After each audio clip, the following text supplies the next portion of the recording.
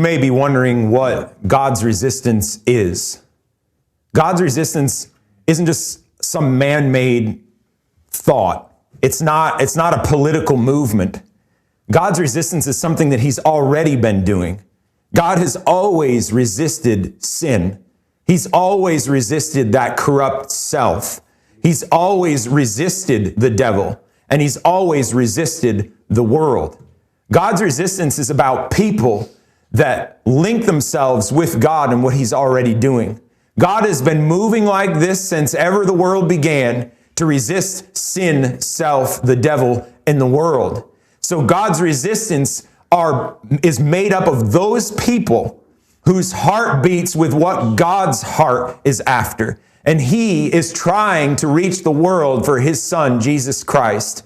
And the way that he does that is through vessels. And you and I have to be vessels of God's resistance. God wants us to resist sin in our own selves, in our own lives. We may not be able to fix a whole lot of things out here, but we have responsibility in our own hearts that we can take care of this. So we need to resist sin. We need to resist that corrupt self, that self-centeredness that puts God off to the side and only brings him in when we need him. God must be center. So he says that we need to resist self, and we need to resist the devil because he's the prince of the power of the air. He is in control of a lot of what we look at with our eyes out here in this world. And he says he's making a full-on assault against the devil and against the hostile world that crucified the Son of God. And so I'm asking you, are you going to waste your life and just kind of going day after day, doing the same things over and over and over again, and living for this world and for its ambitions and for its values?